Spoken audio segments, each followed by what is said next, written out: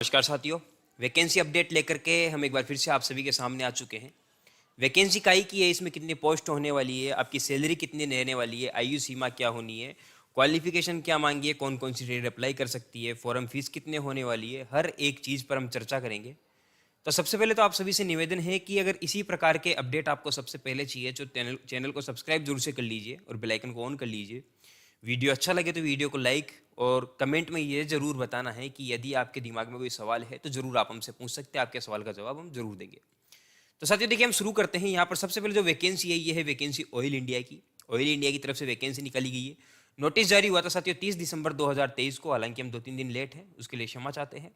और देखिए नीचे कुछ क्वालिफिकेशन दी गई है, कुछ ट्रेड्स दी गई है, उनके अलावा इसके अंदर कौन अप्लाई कर सकता है। ठीक है, वैसे तो ट्रेड वगैरह सब कुछ दिया हुआ है, लेकिन उनके अलावा जो कि नीचे नहीं दी गई, जैसे कि कोई ट्रेड है, मान लो कोई दूसरी क्वालिफिकेशन है, उसके बारे में नीचे चर्चा नहीं की गई। तो वहाँ जो यहाँ पर हमारे पास ऊपर ये कुछ लाइंस लिखी हुई है, इसके अंदर कहा गया है साथियों, यदि आपने, ठीक है, यदि आपने ऑयल इंडिया से, ठीक है, सॉरी, ऑल इंडिया जो टेस्ट होता है, ऑल इंडिया जो टेस्ट होता है, अगर आपने ये ऑल इंडिया टेस्ट आपने पास कर रखा है तो आप इसके अंदर अप्लाई कर सकते हैं।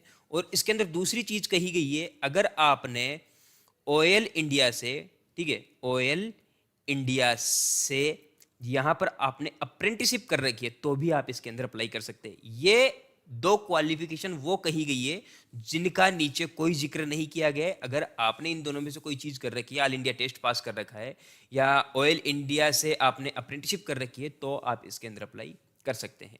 ठीक है, यहाँ पर दूसरी चीज जो मेन चीज आती है कि सर सैलरी कितनी रहने वाली है, तो 26,600 रुपये आपकी मंथली इनकम रहने वाली है। और ये सिर्फ इनकम बताएं, इसके अलावा जो आपको जो और भी कई चीज़ें मिलती है वो सभी जोड़ जुड़ा के आपकी ये सैलरी लगभग 38,000 से 40,000 के आसपास पड़ जाएगी। ठीक है, तो सैलरी कम नहीं है, काफ़ी अच्छी वैकेंसी है। ठीक है, चलिए आगे चलते हैं। और आगे देखिए यहाँ पर कुछ दिया गया है। आगे हम बात करेंगे कि कितनी पोस्ट होने वाली है और किसकी कितनी पोस्ट है। देखिए सभी के लिए अलग अलग पोस्ट है। जैसे कि यहाँ पर मैकेनिक डिजिटल जो ट्रेड है, ठीक है, मैकेनिक डीजल जो ट्रेड है उसके लिए यहाँ पर साथियों 89 वैकेंसीज है। ठीक है, 89 पोस्ट है, यहाँ पे दिखाया गया है। मैकेनिक डीजल के लिए यहाँ पर 89 पोस्ट है साथियों। हमारा मेन इलेक्ट्रीशियन का है तो हम इलेक्ट्रीशियन को देखिए, बाकी सबका दे रखा है, हम इलेक्ट्रीशियन के लिए चर्चा कर रहे हैं। तो यहाँ पर देखिए इलेक्ट्रीशियन के लिए, ये इलेक्ट्रीशियन की जो पोस्ट है, इस पोस्ट का नाम है AEL 12023। यहाँ पर साथियों देखिए आपको ITI प्लस 10 तो आपकी चाहिए, 10th प्लस ITI तो आपकी होगी। ठीक है, ITI प्लस 10th तो आपकी होगी, लेकिन इसके अलावा इन्होंने एक चीज और मांग ली है। ठीक है, यहाँ पर थोड़ा कंफ्यूजन होगा, यहाँ पे थोड़ी दिक्कत भी होगी। देखिए एक वर्कमैन परमिट होता है। ठीक है, कौन सा परमिट है भाई? वर्कमैन परमिट आपको बनवाना होगा, वर्कमैन परमिट। ये वर्कमैन परमिट यदि आपके पास है तो आप इसके अंदर अप्लाई कर पाओगे। ठीक है, वो भी लाइनमैन से, वो भी लाइनमैन से। अब ये परमिट कैसे बनता है, कहाँ बनेगा, अगर आपको ये सभी जानना है तो बिल्कुल आप कमेंट कर सकते हैं।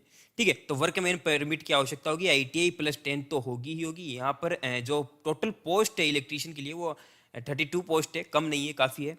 ठीक है, तो ITI प्लस 10 तो होगी। इसके अलावा वर्कमैन परमिट जिसे आप लाइसेंस बोलते हैं, ठीक है, वो लाइसेंस होना जरूरी है, तभी आप इसके अंदर अप्लाई कर पाओगे।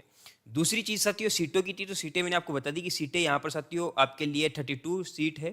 ठीक है, आयु सीमा पर हम बात करेंगे अब कि आयु सीमा कितनी रखी गई है और पेपर का जो पैटर्न होने वाला है, कैसा होने वाला है, उन पर हम चर्चा करेंगे। देखिए, ठीक है, नेक्स्ट पेज में हमें चलना होगा, जो भी हमारी जानकारी है अगले पेज में दी हुई है। तो देखिए यहाँ पर आपको 10th प्लस ITI चाहिए, ये सभी हमने बात कर ली है। और इसके अलावा अब यहाँ पर जो इम्पोर्टेंट बात है, यहाँ तो मुझे कोई इंपॉर्टेंट बात लग नहीं रही वैसे। ठीक है, देखिए बाकी आप जो आपको ये PDF है आपको हमारे टेलीग्राम चैनल पर मिल जाएगी, डिस्क्रिप्शन में लिंक है तो वहाँ पर आपको लिंक मिल जाएगा। हाँ, ये एक मेन है तो ये मैं बता दूँ आपको। देखिए अनरिजर्व कैटेगरी के लिए यहाँ पर, ठीक है, अनरिजर्व कैटेगरी के लिए इलेक्ट्रीशियन के लिए कितनी पोस्ट है, तो अनरिजर्व कैटेगरी में जो भी आ रहे हैं, ठीक है, उनके लिए हमारी जो पोस्ट थी AEL थी। ठीक है, तो ये हमारे पास जो 13 पोस्ट है अनरिजर्व कैटेगरी के लिए। SC के लिए यहाँ पर 3 पोस्ट है, ST के लिए यहाँ पर साथियों 4 पोस्ट है, और OBC के लिए यहाँ पर हमारे पास साथियों 9 पोस्ट है, और EWS के लिए 3 पोस्ट है। तो ये पोस्टों की बात होगी कि कौन सी के लिए कितनी पोस्ट है, तो वो सभी जो मेन था वो मैंने आपको बता दिया। अब इसके अलावा जो भी बात है वो देखते हैं।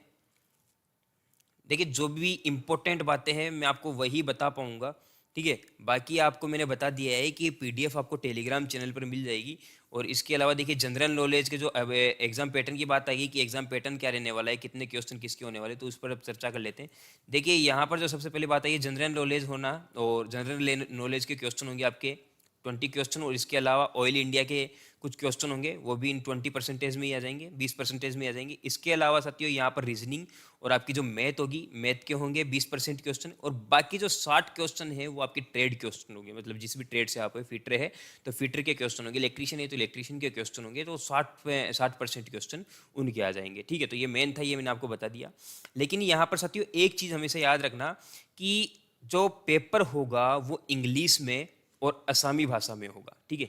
हिंदी भाषा में पेपर नहीं होगा, ये एक बहुत बड़ी दुविधा है कि हिंदी में पेपर नहीं होगा, इंग्लिश में और असमी भाषा में पेपर होगा।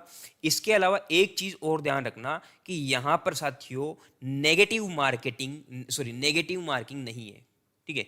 नेगेटिव मार्किंग नहीं है साथियों, तो ये एक प्लस पॉइंट है, और यहाँ पर माइनस पॉइंट ये है कि पेपर हिंदी में नहीं है। तो लगभग बराबर सा मामला आ गया, तो आप फॉर्म अप्लाई कर सकते हैं, कोई दिक्कत नहीं उसमें, ठीक है। आयु सीमा की अब हम बात करेंगे कि आयु सीमा इसमें कितनी रखनी है। और देखिए इसका आप ध्यान रखना कि पेपर हिंदी और इंग्लिश में, हिंदी में नहीं होगा, इंग्लिश और असमी भाषा में होगा। ये एक दुविधाजनक बात है, और वैसे कोई दिक्कत नहीं क्योंकि यहाँ पर नेगेटिव मार्किंग नहीं है। इसके अलावा हाँ, फॉरम डेट कब से कब तक रहेगी। देखिए फॉरम डेट, जो फॉरम अप्लाई करने की डेट है वो 30 दिसंबर से चालू हो चुकी थी। कब से भाई? 30 दिसंबर से ये चालू हो चुकी है। कितनी से? 30 दिसंबर से चालू हो चुकी है, और 30 जनवरी 2024 तक ये चालू रहेगी।